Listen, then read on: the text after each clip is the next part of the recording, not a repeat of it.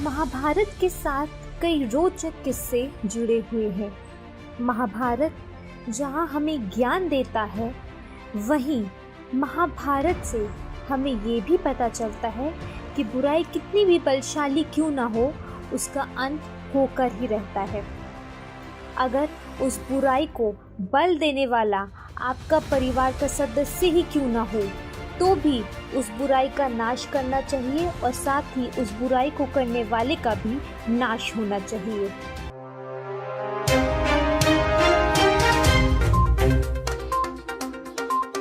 महाभारत का भीषण युद्ध, जिसने भाई को एक दूसरे का दुश्मन बना दिया, जहां परिवार एक दूसरे के संहार करने के लिए तुल गए थे, ऐसा युद्ध ब्रह्मांड में ना ही कभी देखा और ना ही कभी सुना गया था।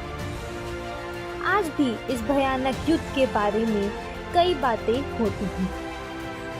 18 दिन तक चलने वाले महाभारत के इस भीषण युद्ध में पांडवों ने श्री कृष्ण के साथ मिलकर कौरवों का संहार किया था। लेकिन असल में महाभारत की कहानी तो युद्ध के बाद प्रारंभ हुई, यानी कि महाभारत के बाद असली कहानी का जन्म हुआ था। युद्ध के बाद पांडव का राज चला। युधिष्ठिर राजा बन गए थे। पांडवों ने पूरे 36 साल तक अपना राजपाट चलाया था।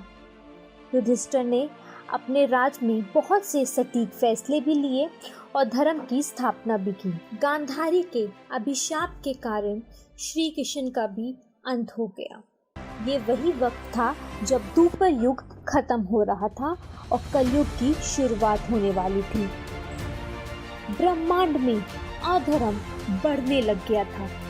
इसे देखते हुए युधिष्ठिर ने ये तय किया कि वो अपना राजपाट सब त्याग देंगे। तो अपना राजपाट त्याग कर युधिष्ठिर हिमालय की ओर चल पड़े।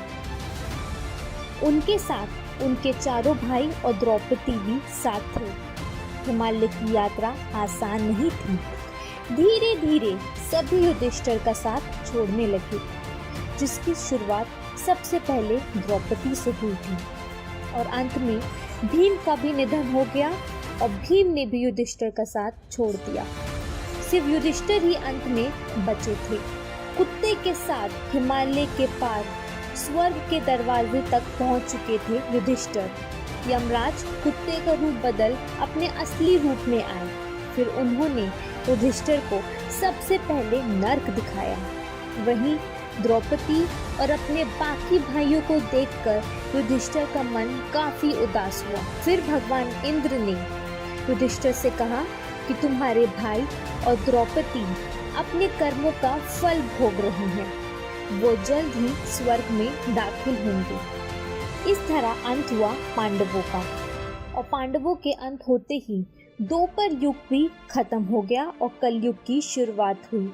महाभारत में युधिष्ठिर का पात्र एक ऐसा पात्र माना जाता है जिसने हमेशा सत्य का साथ दिया, कभी भी झूठ नहीं बोला, कभी भी किसी का दिल नहीं दुखाया। इसीलिए उन्हें स्वर्ग की प्राप्ति हुई।